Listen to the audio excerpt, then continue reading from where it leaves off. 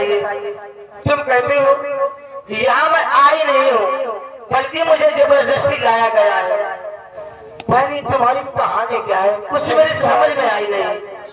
एक कहानी ऐसी है, तुम्हारे भैया और तुम्हारे भैया का दोस्त धर्म, हाँ, एक दिन का जिक्र है। अच्छा, कभी हमारी माँ ने तुम्हारे भैया से 500 रुपए हमारे पिताजी की बीमारी में ले गई। अच्छा, और बीमारी में लगाया, लेकिन हमारे पिताजी दवा कराने के बावजूद भी वो नहीं बचे, उनका ताल्लुक खत्म हो गए, मर चुके। यानी तुम्हारी माँ ने मेरे भैया से 500 रुपए कर्जा लिए, हाँ, वो भी तुम्हारे पिताजी की तबीयत खराब थी, दवा कराने के लिए। जी हाँ, दवा के कारण तुम्हारे पिताजी इस दुनिया में नहीं रहे, यानी खत्म हो गए। हम दो भाई, मेरा नाम सरला है, मेरे भैया का नाम सोनू है, मेरी माँ का नाम शांति है। अच्छा, फिर उसके बाद भाई बहन छोटे थे, दोनों के पालन पोषण में गरीबी के कारण, हाँ, मेरी माँ ने क्या किया, हमारा पालन पोषण करते करते एक दिन का जिक्र है, तुम्हारे भैया कर्जा लेने मेरे दरवाजे आ गए और उस 500 का ब्याज लगा के तुम्हारे भैया 5000 कर्जा बनाया है। यानी जो तुम्हारी माँ ने मेरे भैया से 500 रुपए कर्जा लाई थी, हाँ, क्या मेरे भैया ने उस 500 रुपए के सूद पे जोड़ के कितना बना दिया? 5000। हाँ, फिर उसके बाद मेरी माँ ने कहा, जमींदार साहब हमें कुछ दिन की मोहलत दे दो। अच्छा, हम तुम्हारा कर्जा अदा कर देंगे। हाँ, लेकिन तुम्हारे भैया ने कहा कुछ दिन की मोहलत क्या, तुम्हें 1 मिनट की मोहलत नहीं मिलेगी। मेरे भैया के ऊपर, मेरी माँ के ऊपर हड़तालों की बारिश के ऊपर बारिश करते रहे। मैं कोठरी से बैठे देख रही थी, जब मुझसे बर्दाश्त नहीं हुआ, मैं सामने आके खड़ी हो गई। जैसे मैं आके खड़ी हो गई, तुम्हारे भैया ने कोड़े बरसाना बंद कर दिया। मार के मैं शांति, बस तेरे पास अगर कुछ देने के वास्ते नहीं है, मैं तुझे उपाय बताता हूँ। तेरे प्यास से तेरी बेटी जवान सरला है, हम तुझे 8 दिन की मोहलत देते हैं। जब तक हमारा तुम कर्जा नहीं देगी, हम तेरी बेटी को उठाकर अपनी हवेली लिए जाएंगे। जिस दिन हमारा कर्जा देगी, उस दिन हम तेरी बेटी को तेरे हवाले कर देंगे। आज 8वां दिन है, रात के 12 बज रहे। तुम्हारे भैया हाथ में शराब की बोतल मुझे कुंडी खुलवाकर मेरे साथ बदसलूकी करते थे। मैं बहुत बच रही थी, भूखी प्यासी अपने भैया की याद में रो रही थी। तुम्हारा भैया वापस का शिकार बनाना चाहता था, तुम्हारी जानी, तुम्हारा भैया मेरी इज्जत से मेरी आबरू लूट लेता।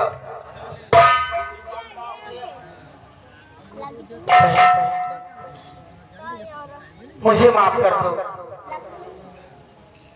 मैं आपकी कहानी समझ नहीं पाई, मैं आपको पहचान नहीं पाई कि तुम इतनी मुसीबत की मारी हो।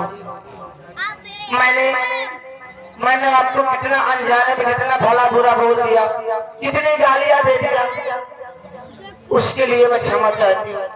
नहीं, और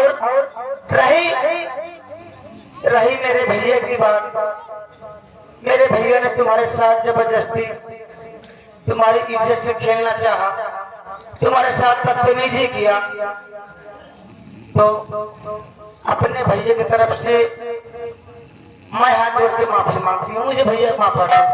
ठीक है,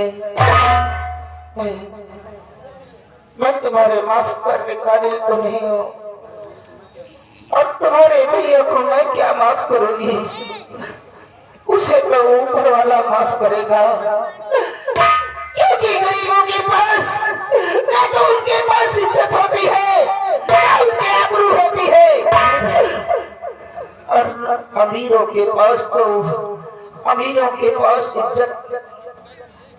इज्जत और आबरू उनके पास सब कुछ रहती है, क्योंकि वो लाठी को सीधा भी कर सकते हैं और उल्टा भी कर सकते हैं, जिधर चाहे उधर मोड़ सकते हैं, क्योंकि उनके पास पैसा है। गरीब अपने बच्चे पालता है, रोज कमाता है, रोज खाता है। अगर उसके पास खाने के लिए पैसा नहीं है, किसी का खर्चा हो गया, तो रईसों की रईसियत कैसे बढ़ जाती है। मैं क्या माफ करूंगी, मैं माफ करने का भी नहीं हूँ मैं। लेकिन बहन, तुमने जो मुझे कहा, जो बाकी और भी कह सकती हूँ, नहीं मैं तुम्हें कुछ नहीं कह सकती, मैं कुछ नहीं कहूंगी। अरे मैं आपकी कहानी समझ नहीं पाई थी, और मुझे आज मालूम पड़ा कि इंसानियत क्या होती है, और गरीबी क्या होती है, और अमीरी क्या होती है। लेकिन बहन, बोलो, घबराइए मत। देखिए, आज के बाद तुम्हें कोई कष्ट नहीं मिलेगा। आज के बाद तुम मेरे साथ रहोगी, और मैं तुमको अपने पास रखूंगी। मैं जहाँ भी जाऊंगी तुमको अपने साथ लेकर जाऊंगी, और मैं जहाँ भी रहूंगी तुमको अपने पास रखूंगी। जब हर वक्त और हर समय तुम मेरे पास रहोगी, तो तुम्हें कोई भला बुरा नहीं कहेगा। ठीक है, ठीक। उस मालिक से मैं विनती करूंगी, मेरी डगमगाती हुई नैया तुम्हारे सहारे आइए।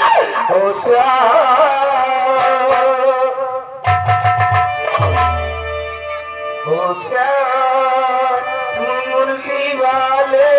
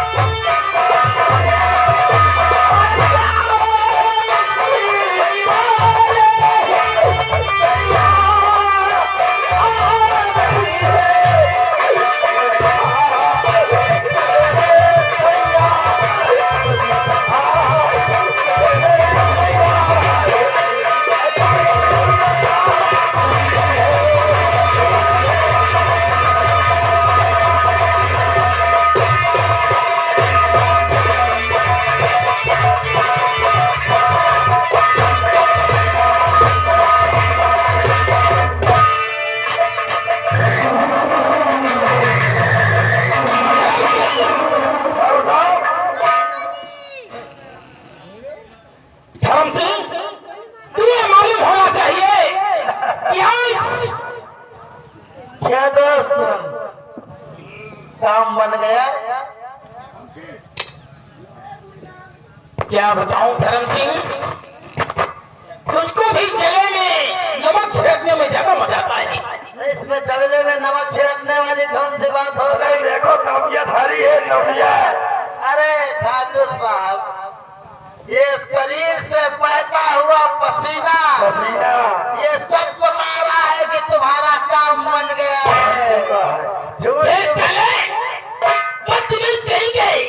क्या सीने में आग लगी हुई है, लोगों को मजा सूझ रही है।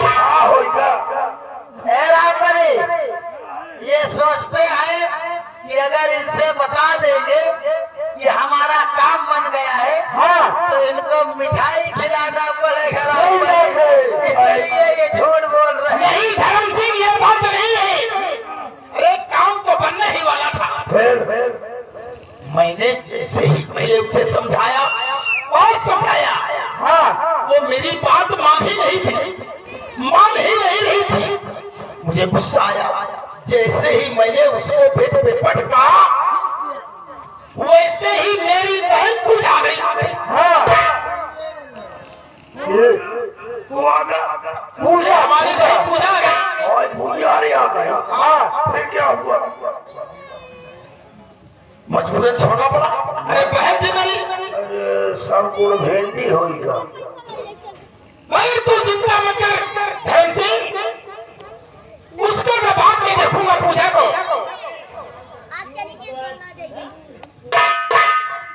धर्म सिंह, तेरा सोच आज 8वां दिन है। ठीक कहते हो ठाकुर। सोनू ने वादा किया था, 8 दिन की मोहलत दिया था उसको। हाँ मैं तो ये सोच रहा हूं, अगर वो रुपया लेकर आ गया तो क्या होगा? अरे ठाकुर साहब, आप इसकी चिंता करते हैं। अगर वो रुपया लेकर आ जाएगा, मैं अपना रुपया ले लूंगा, उसकी बहन को दे दूंगा। अरे ठाकुर साहब, ठाकुर साहब गरीब। अरे आप 5000 रुपए बात करते हैं। अरे उससे रामनगर में कोई 5 रुपया नहीं देगा। 5000 रुपए बात करते हैं। साल एक रुपये का है। मैं मानता हूं तेरी बात, लेकिन फिर भी जरा सोच, अगर कहीं से रुपया लेकर आ गया तो क्या करेंगे? ठाकुर साहब, अगर वो हरामजादा रुपया लेकर के भी आ जाएगा, तो हम सरला को इतनी आसानी से हवेली से जाने नहीं नहीं देंगे। जाने देंगे। कहने का मतलब क्या है तेरा? कहने का मतलब ये है ठाकुर साहब, आप हवेली के अंदर चलिए, बैठिए। हम और रामबली हाँ खेत में रहेंगे। जब वो हरामजादा रुपया लेकर के आएगा, तो उससे हम खेत पर ही रुपया ले लेंगे ले लेंगे। और कह देंगे कि ठाकुर साहब अंदर बैठे हैं, जाओ तुम सरला को ले लो। हाँ जब तुम्हारे पास आएगा तो तुम कह देना कि हमें रुपया दो। जब वो कहेगा कि हमने धर्मों को रुपया दे दिया है, तो तुम हमें बुलाना, हम राम झूठ बोल जाएंगे। शाबाश, शाबाश मेरे शेर। तुम लोग दरवाजे पे पहरा दो। आप जाओ अंदर हवेली पर। और मुझे विश्वास है कि तुम लोग इस काम को सही अंजाम दोगे। बहुत अच्छा अंजाम। मैं इंतजार कर रहा हूँ। मतलब चलो माता जी, चलो चलते। बेटा, मैं चाचा जी के पास गया। चाचा जी ने 5000 रुपया दिया है। चलो बेटा, बेटी सरला को छुड़ा लाते हैं। आज 8वां दिन है, हो सकते हैं।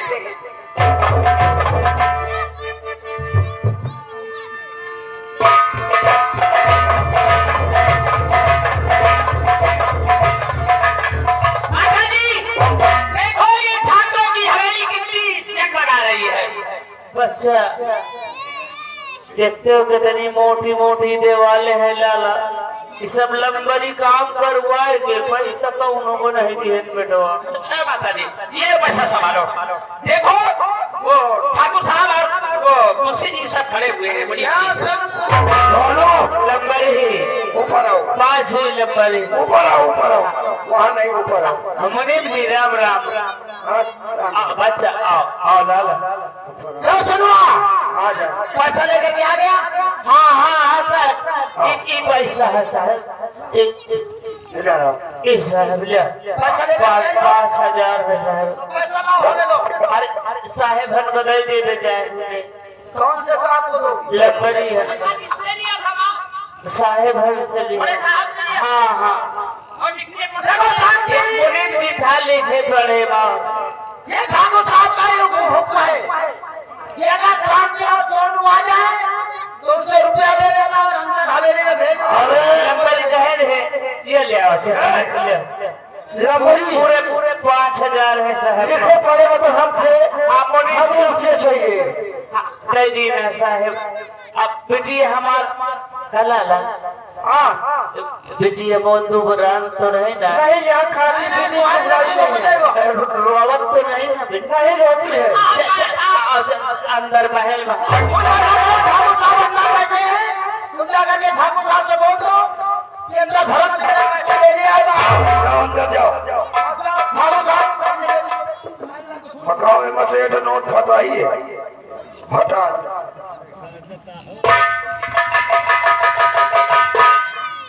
साहेब पाँच हुई लंबर ही खुश रहो शांति, खुश रहो।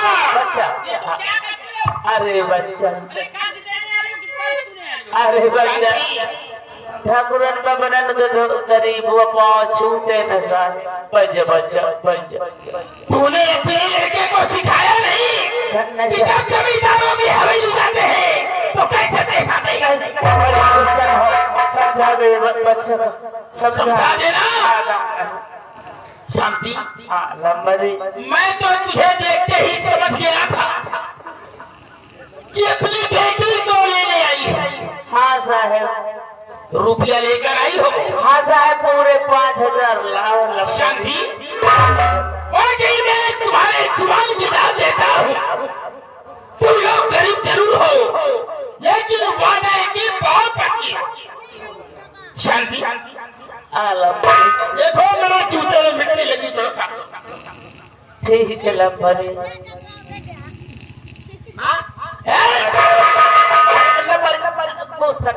समझा दे इसको।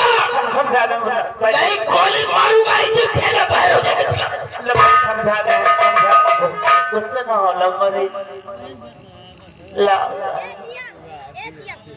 शांति, हाँ लंबरी एक बात क्या किया करता है घर में? अरे पढ़ावत साहेब कुछ मत हो नौकरी वो पा जाई पढ़ा बढ़ा दे अरे शांति पागल हो गई है। चाहे इसको जितना पढ़ा ले इसे नौकरी नहीं मिलने वाली है। एक काम करो, तेरे फायदे की बात करता हूँ। बताओ लंबरी तो इसे मेरी हवेली भेज दिया कर। जानवरों को चारा पानी करेगा, गोबर फेंकेगा, रुपया पाएगा, तेरा बुढ़ापा आराम से कट जाएगा। हाँ लंबरी हवेली भेज दिया कर। रुपया लेकर आई हो। हाँ साहेब पूरे 5000 छुटका साहेब हन का दे दी है मुनीम जी का धर्मू, हाँ हाँ हाँ मुनीम, हाँ मुनीम रहे धर्मू रहे शांति, साहब कोई बात नहीं। रुपया हमें दो या उनको दो, कोई बात नहीं। हाँ ठीक साहब ठीक साहब हमें दिया तो कोई बात नहीं, उनको दिया तो कोई बात नहीं। बात एक ही है, लेकिन शांति, हाँ साहेब कोई बात नहीं। मैं भी उनको बुला के पूछता हूँ। हाँ हाँ पूछ ले धर्म सिंह, मुनीम, क्या बात है जरा इधर देखो। बोलो कौन है? हाँ बता दे साहब बता दे कि पैसा पागवा ये लंबरी पंचे कबे घुसी आई कबे आई पंचे क्या तुम लोगों ने इन दोनों को देखा नहीं कमा दे? अरे साहेब फाटक कर रहे हैं यही सब 5000 रुपये साहब धर्म सिंह, ये तो कहती है कि जेठ का मुनीम जी और धर्मू को हमने रुपया दे दिया। 5000 साहब झूठा बोले थे साहब अरे 1 रुपया नहीं दी अरे मुनीम जी भगवान का तो डराओ साहब झूठ मत बोलो, सच सच बताओ, इसने रुपया दिया है या नहीं? 5000 साहब पूरे देगा अरे 5000 मैं अभी खेतों की ओर से आ रहा हूँ ये झूठ बोल दिया साहब झूठ बोलो शर्मानी चाहिए तुझे। ये मेरा दाहिना अंग है, कभी झूठ नहीं बोलता।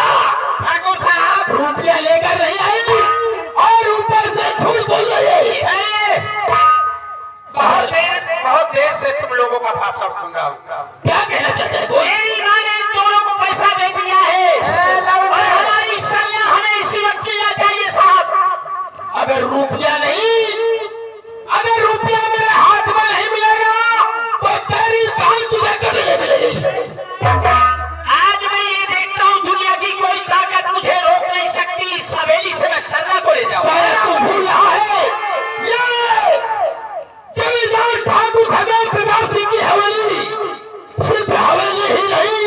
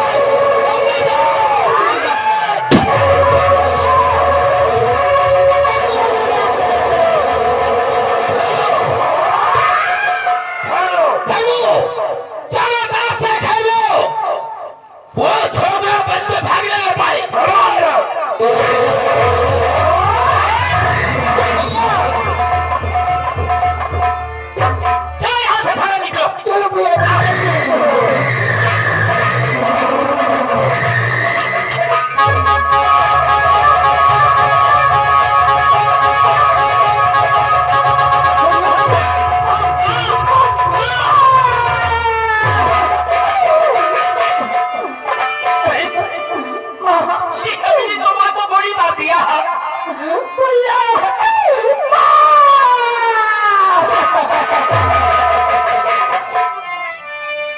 अरे नीतई कुछ नहीं और तूने किया विचार और मेरी माँ को जान से और तूने मारा मार। आज भारी गजब तूने ढाया तेरी माता से मुझको छुड़ाया।